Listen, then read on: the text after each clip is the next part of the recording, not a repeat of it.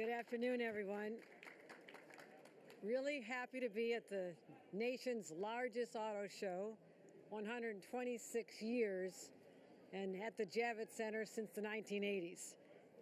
It's a great place for people to come, but also to showcase the incredible industry behind these vehicles, the manufacturers, the new engines. I looked at some engines that were made up in Buffalo, not far from my hometown, made probably by my neighbors, but also to talk about the dealers and the influence that they have and the 68,000 people they employ. So I was happy to take a little break from the action in Albany and slip down here today for this special occasion. I want to acknowledge our Superintendent of Police, Stephen James, who's here. You'll be understanding why he's here in a moment. Acting Superintendent of Financial Services, Caitlin Ashbro. Christian Jackstadt, the Executive Deputy Commissioner of the DMV.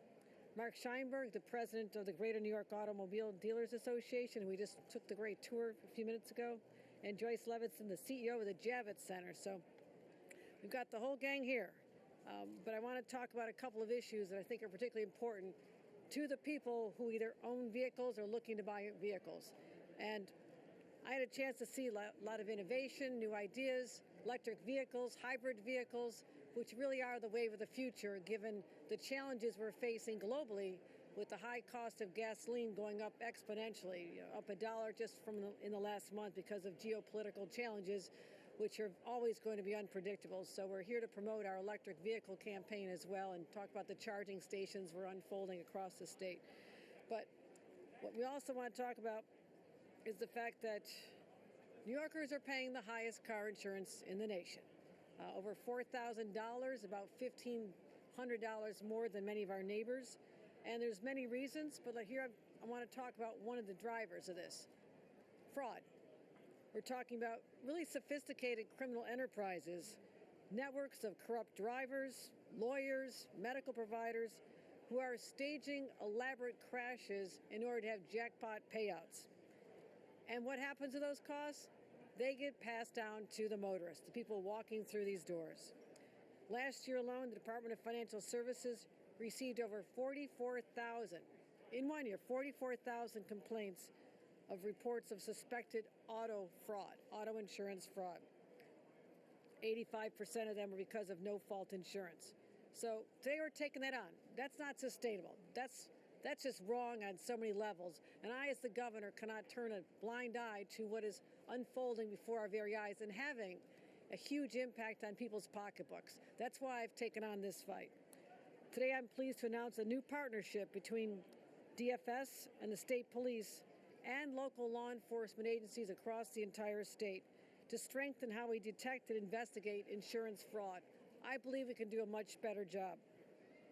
We'll equip our agencies with better tools, better training, stronger coordination, and go after these schemes, these criminal enterprises, before they result in higher costs for our residents. And as part of that, the state police will hold a symposium and literally train over 250 state troopers and investigators from across the state. All this will result, I believe, in building stronger cases, leading to more arrests, and shutting this down. Also, in my next budget, this budget we're working on right now, I have a series of reforms. And I want to go after the ringleaders. I want to increase penalties, lower the thresholds for what counts as criminal fraud, so prosecutors don't have an impossible bar to hurdle in order to make a case. As we're cracking down on these fraudulent claims, we're also cracking down on loopholes in the law that let people who are mostly at fault, who are breaking the law, get away with large payouts at everyone else's expense. We're retooling the state's fraud prevention infrastructure so we don't have agencies working in silos. I want coordination. We've seen this in all areas of law enforcement. When we have any kind of challenge, where it's retail theft or the escalation we had on auto theft a few years ago, we work together in a coordinated way, and the results have been borne out in a very positive way. Also, for the first time, we're requiring insurers to offer discount programs for drivers who use dash cams. Let me explain why that makes a difference. Just recently, for example, a driver on the Beltway had a dash cam rolling when another driver intentionally slammed on the brakes to cause an accident. That footage is the reason they were able to catch that fraudster. We want to reward that kind of vigilance and put the brakes on scams before they happen. And just as important, when all these reforms will bring costs down, I want to make sure the savings go back to New Yorkers. Otherwise, there's no reason to do this. The savings must go back to New Yorkers. All this is toward making New York more affordable. So here we are today to celebrate our efforts here, reducing fraud, dealing with tort reform, which is very important to do this, but also make sure that we're keeping our communities safe. Safe from crime, safe from these criminals, and safe from literally being robbed. What I call highway robbery is all these scams related to car insurance, and it has to stop, and it's going to stop this year with our efforts unfolding right now in the budget. Any questions?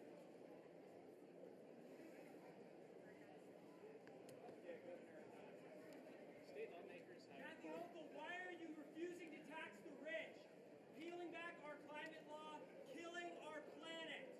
What have you done? What have you done to serve the actual people of New York?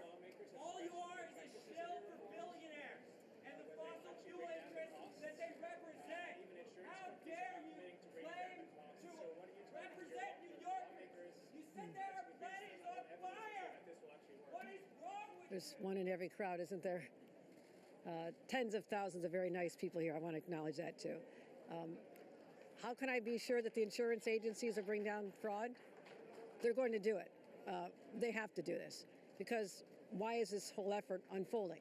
Let's look at the state of Florida. The data is so overwhelmingly compelling. I just studied the numbers again today.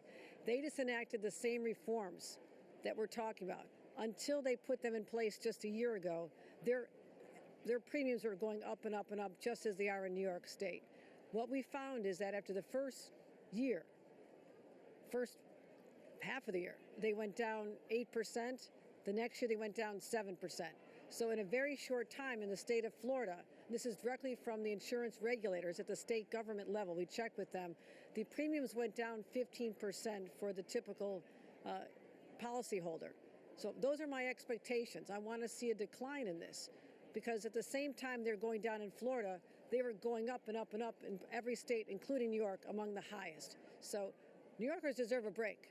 And that's what this is all about, to let them know we're fighting for them, whether it's their energy costs, whether it's their food costs, whether everything, any area we can help deal with driving the cost of living in this state, living in this country down, we're going to do it. On the case in Florida, local media seems to cast doubt on whether those savings might be long-term. Just been a lack of hurricanes last year or something like that. So, given that that's kind of a mixed bag, it seems like, how are you convincing lawmakers to actually bring the costs down? There's not been that many cases. Because we also regulate the insurance industry. And we're looking at the excessive profits law, and there are caps on what insurance companies can earn. So their costs will go down. And we'll be monitoring the fact that these policies, cutting down on the fraud, changing the tort laws, where people who are literally can be committing a crime and getting a huge payout in front of a jury, that is all going to, I insist, will be going back in the pockets of the ratepayers, just as it has in other states. And also, the status quo isn't working. And sometimes it takes a little bit of courage to step out and say, I'm going to challenge that. I know we can do better. Other states have done better. And I'm sick and tired of us having the lack of ambition and the guts to take on some of these fights, whether it's building more housing and saying that we need to change our seeker laws that are just crushing our ability to build the way they have in neighboring states like New Jersey. So I would just say, I'm fed up with the status quo. I'm trying to break through a lot of barriers, and this is an important one that I know directly our consumers, our motorists will feel.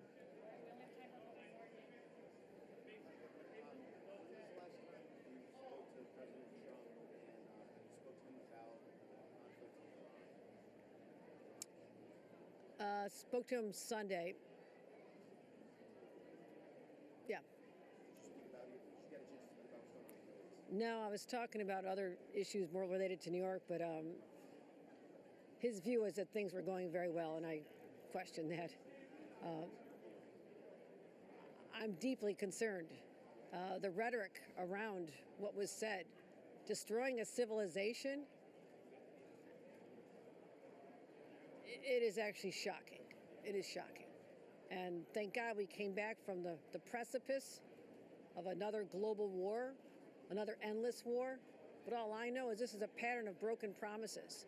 we were promised, the voters of this country were promised in 2024 that the wars would end, the endless wars would be over, and now we're on the verge of not just starting another one, but having one go perhaps a long time into the future. So I hope sanity prevails. People need to step back, talk about the cataclysmic impacts of threatening to destroy a civilization, but also the impact on consumers, people who are motorists, the cost of gas, everything you buy, costs are going up exponentially. You know, the shock and the instability in the business community. So the ripple effect has been devastating, and we just need to have people with a cooler minds questioning all this.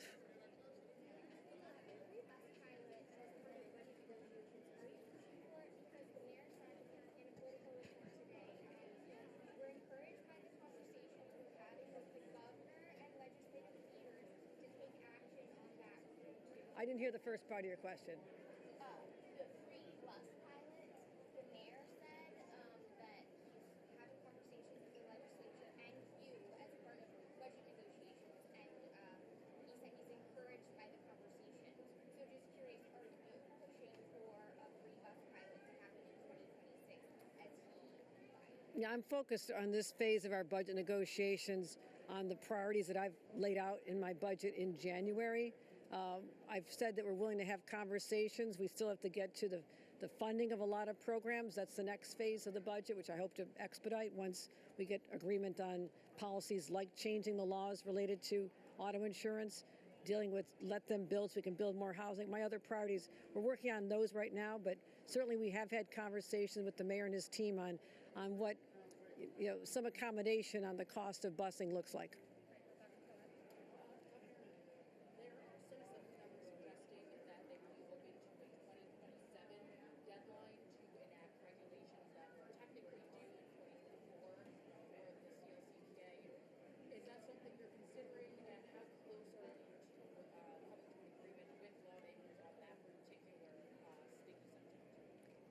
We're having a lot of conversations. We talked about it again this morning. I think we'll get to the right place.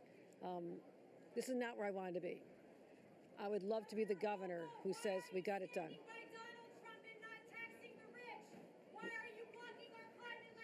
I would say my goal was to be able to meet these objectives. Really important to me to meet these objectives. I believe in those objectives. But I also have to deal with the realities of the situation, which I've laid out before.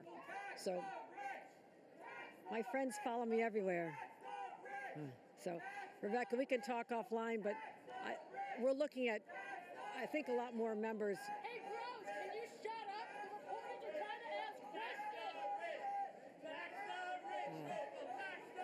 Everybody, thank you. Thank you. All right. Well, I appreciate you covering this important topic, because what people may not realize, everything I'm doing is focused on trying to put more money back in their pockets to make life more affordable in New York. And I will be unrelenting in that quest. So, all right, thanks, everybody.